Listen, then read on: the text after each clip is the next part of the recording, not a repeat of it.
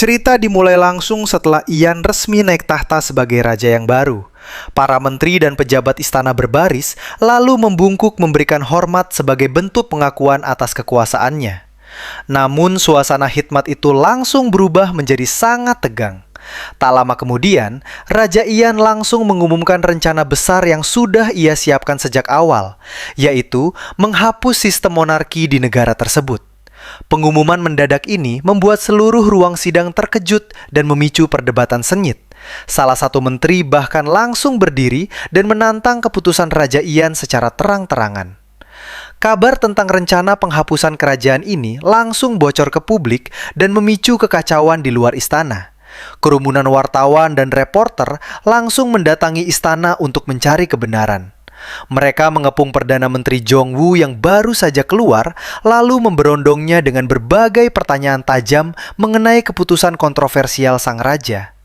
Para wartawan terus mencecar dengan pertanyaan apakah benar ada diskusi serius di dalam istana mengenai pembubaran sistem kerajaan. Di tempat lain, Huiju, Raja Ian, asisten Hyejung, dan asisten Choi berkumpul untuk membahas situasi ini. Huiju merasa sangat khawatir dengan penolakan yang terus meluas. Dalam diskusi tersebut, mereka menyadari bahwa rencana Raja Ian pasti akan mendapat perlawanan keras dari anggota kabinet pemerintahan dan juga kerabat dekat kerajaan. Hal ini terjadi karena sebagian besar tokoh penting dan lembaga di negara itu posisinya sangat bergantung pada kekuasaan serta pengaruh dari sistem kerajaan yang sudah berjalan lama. Melihat Raja Ian tetap teguh pada pendiriannya, Jong-woo mulai menyusun rencana di balik layar untuk menjatuhkannya. Jong-woo diam-diam mengadakan pertemuan rahasia dengan Ibu Suri.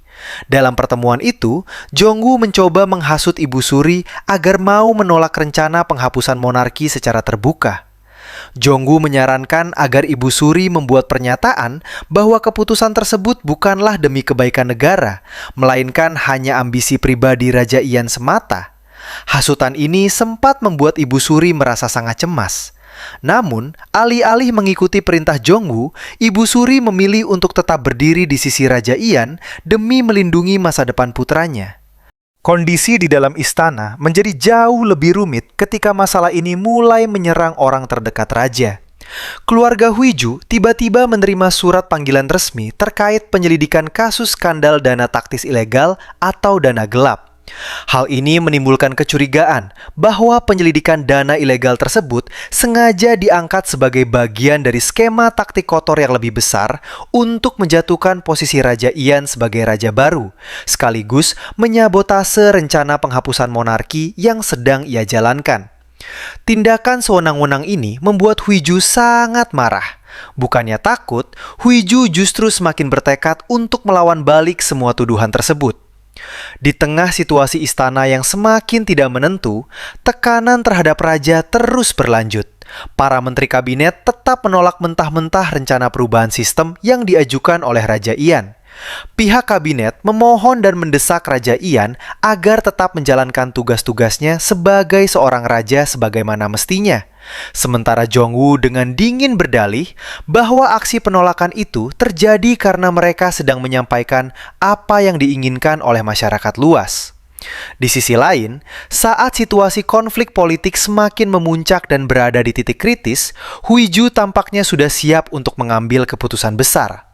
Ia terlihat rela mengorbankan dirinya sendiri demi melindungi posisi Raja Ian dari kehancuran. Melihat celah tersebut, Jong-woo langsung memanfaatkan momen untuk menekan psikologi sang raja. Dengan sinis, Jong-woo menyalahkan Raja Ian bahwa semua masalah dalam istana dan hal buruk yang saat ini menimpa Huiju serta keluarganya adalah sepenuhnya kesalahan Raja Ian sendiri. Cerita pun berakhir menyisakan pertanyaan besar tentang bagaimana akhir dari perjuangan Raja Ian dan Huiju dalam mempertahankan keputusan mereka dan bisa berakhir dengan bahagia.